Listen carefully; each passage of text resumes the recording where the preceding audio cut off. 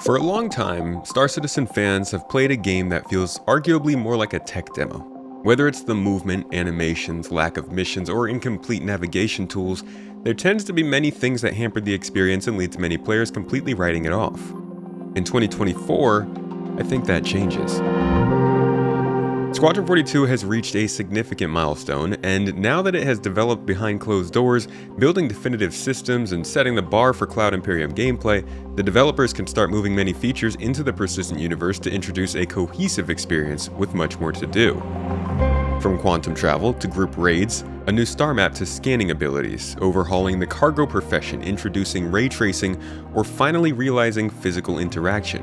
By the end of the year, players could be playing a significantly different game, if things go according to plan. Which when do they ever? Either way, this video will prime you for things we will likely see this year, but as always I must say these estimates are based off information from CIG, monthly reports, CitizenCon, and some other sources. The information we have this year is much better than others and actually points towards game systems as opposed to just talk, but always take this with a grain of salt. And thank you for coming to my Tomato Talk.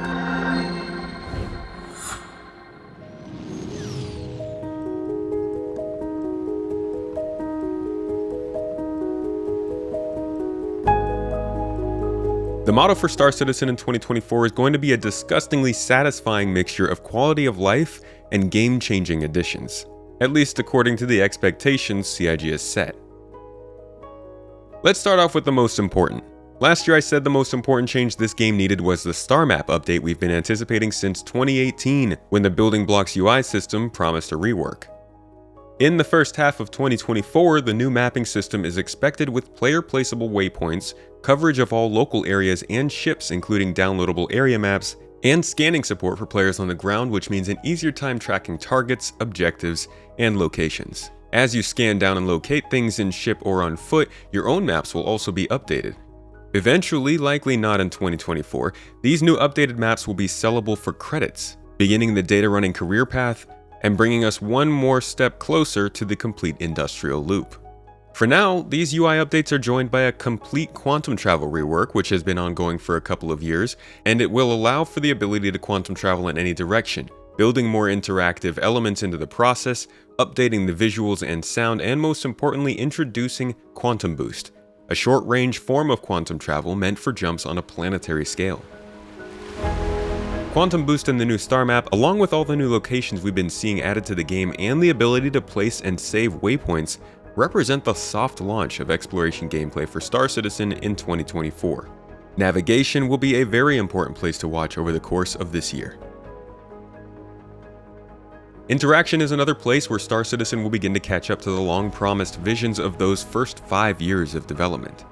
Since then, it's been in question just how much physical interaction would be retained in the game. Button presses, switch flips, handle pulls, wheel turns, door punches, even using your hands to navigate zero-G. There are plenty of physical, unique, and detailed animations planned for Star Citizen to add to that immersive and tactile feel they want the game to have. No doubt, this also works quite well with the eventual virtual reality implementation. But the game has always wanted to focus on a feeling of existing in this world even without virtual reality. In addition, we're also seeing sliding, better ladder controls, and better prone animations and controls as well. All of this is meant to allow for more freedom of movement in the player and more fluid animations in the game. That being said, the more detailed interactions will roll out slowly across different parts of the game, likely not all at once. It's also good to note that with these interaction improvements, we're also seeing animations updated, so the feeling of moving around the game should feel better as well. The default interaction system is also being reworked with a more controller and mouse and keyboard friendly feature set. A default action prompt will always pop up on interactable items, communicating more information to the player than we get now. But this default action can be mapped to whatever the player needs. So if one player focuses on looting rather than equipping, every default action on a gun or armor could automatically throw it into your bag rather than picking it up. In addition, holding the button down will bring up a more accessible action wheel, rather than the current list. Also, a sneaky little addition to terminals is an auto center and adjust feature when interacting with screens. This basically confirms each kiosk will be full screen like you'd expect, but you're still interacting with the actual physical screen, a la Prey. This adds a lot more consistency to the interaction experience.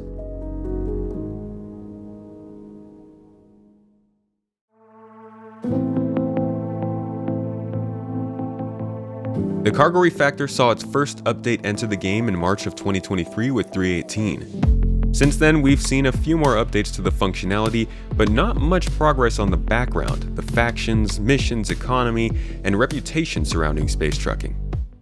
While 23 appeared to be the year of salvage, industrial gameplay as a whole is taking a step up in 24, starting with cargo. After several mentions throughout 2023, CitizenCon revealed new cargo-based factions, the Interstellar Trade Guild, the standard of cargo going forward including cargo types and value indicators, and of course, persistent hangars. Persistent hangars are the instant solution to permanent storage for all players, and they'll come with freight elevators, the de facto method for spawning vehicles, cargo equipment, and supplies going forward, which will require manual loading and unloading of ships. We'll cover all this in more detail later, as there is a lot of needed context. Ultimately, our understanding of cargo hauling is being properly defined this year, from the manual loading and unloading of ships to the new mechanical trolleys that will help.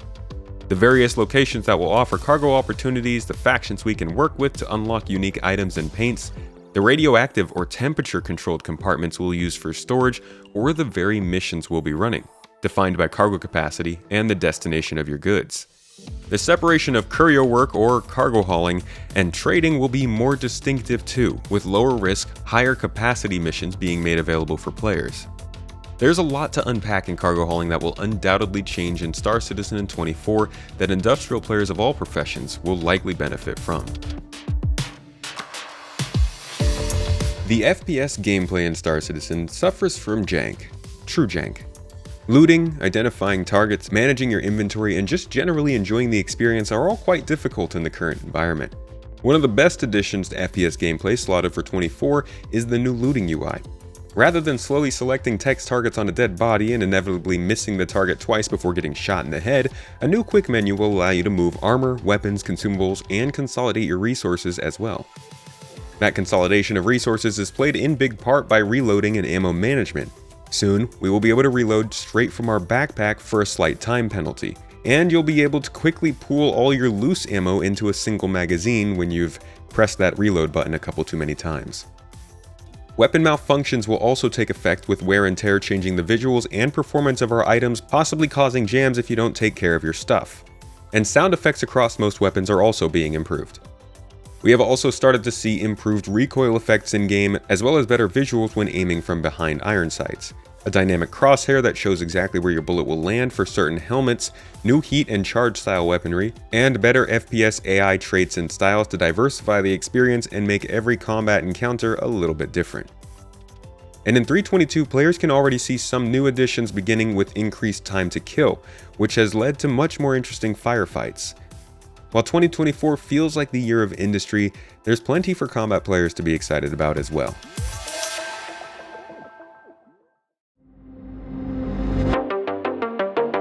Now, UI is not the most exciting thing in a game, but when it's bad, unresponsive, or inadequate for what it's meant to do, you can't stop noticing it. We looked at the star map improvements coming this year already, and the map scanning and radar additions are a huge step up as well. But the UI upgrades will also expand to the mobi-glass, pushing our in-game menu well past its current looks and capabilities. This includes reworks to all the apps, as well as new apps for shopping, security system tracking, and a couple more. Your ship UI is also getting an upgrade, with MFDs now able to be customized, saved, and moved to your HUD when needed. As you can see, the HUD has also received an update, but good to know is this HUD will be specific for Aegis ships, while other manufacturers will eventually have their own unique styles and colors. One more small UI update we might be seeing is one to cargo boxes. With cargo hauling becoming considered as a profession, we're noticing the need to quickly and easily log what's inside a cargo box and move it around. Recent concept images do hint at the possibility of a standardized manifest UI on each box that might greatly improve the cargo management experience.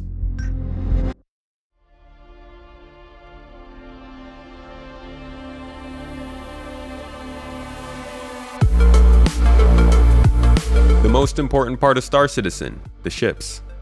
Now you'll be able to avoid getting lost, as every ship is going to have an interior map. These maps can be updated by pinging and scanning the environment, and are actually the same exact map used for ship engineering. The next industrial profession to be introduced to Star Citizen, engineering gameplay, introduces actual damage, repair, and maintenance to all ships and eventually cities, space stations, and our own bases. This new system will open up an entirely new position on larger ships and require players to think a bit more about just how much they're abusing their own. It's one of the biggest parts of Star Citizen and has been in the works for years. Another long-term development we could be seeing in-game this year is Maelstrom. The procedural damage system offers flashbacks to Battlefield Bad Company and aims to offer an extremely dynamic setting in a relatively persistent game. It's hard to know how this will work fully, but it will affect structures, vehicles, ships, weapons, and more. It'll also be utilized to bring salvage gameplay up to a standard that makes sense when you're deconstructing spaceships. Control surfaces are the second half of the equation started by engineering that will make atmospheric flight more difficult. While your thrusters and ship engineering system will determine how much heat your ship can build up before taking damage, control surfaces will define just how slow your ship can go before it starts building that heat. I covered this aspect of Star Citizen in detail last year and I'll leave that link down below, but it's good to note that flying ships will become more difficult as players need to consider the shape of their ship and how it flies in certain atmospheres. This helps to specialize the role of the ship pilot for groups where each player knows how they fit into the job. It also adds emphasis to more aerodynamic ships and ships with VTOL, which will naturally perform better in atmosphere. And of course, there's also master modes, a topic we'll be covering in much more depth in future videos and podcasts this quarter.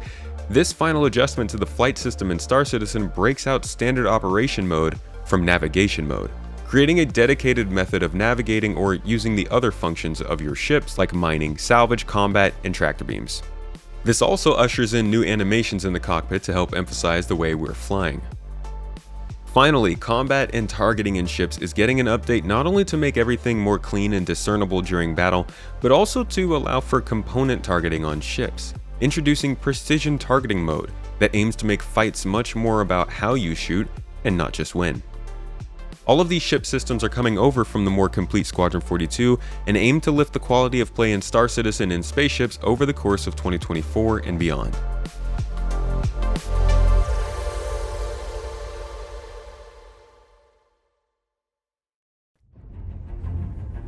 And then there are the new missions.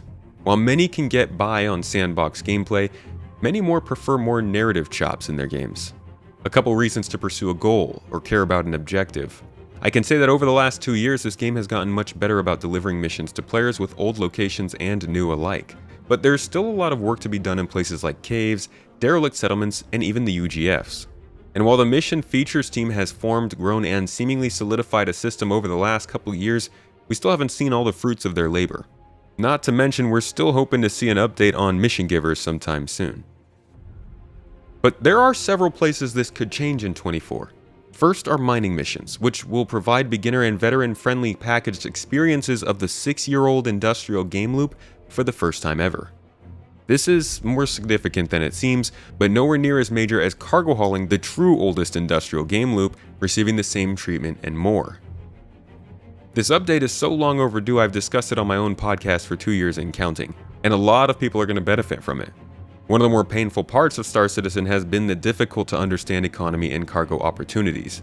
This year, the company also aims to focus on the profession, combining cargo hauling and courier work, and providing trading opportunities with new levels of reputation as we discussed earlier. And other missions are still on the way from last year's development as well, with the barge heist mission still nowhere to be seen, which requires players to infiltrate a hijacked barge in Crusader and alleviate the space of pirates, or maybe some valuable loot. We also know of steal and recover missions which utilize recent cargo refactor advancements. The new dynamic event, Blockade Runner, is still in the works after not being activated in-game last year. Bounty hunting is likely seeing an update this year that will greatly expand those missions to include a tracking and restraining system of gameplay. And the big additions, distribution centers, look to usher in a new form of team-based gameplay for Star Citizen. What the company calls raids, which essentially act as extended FPS missions through facilities that require dropship pilots and gunners, combat medics, cargo handlers, security, and some unique combat scenarios. These look to be the first truly extensive FPS encounters in Star Citizen, and with the FPS improvements we spoke about earlier in this video, it's looking like a well-timed addition for 2024.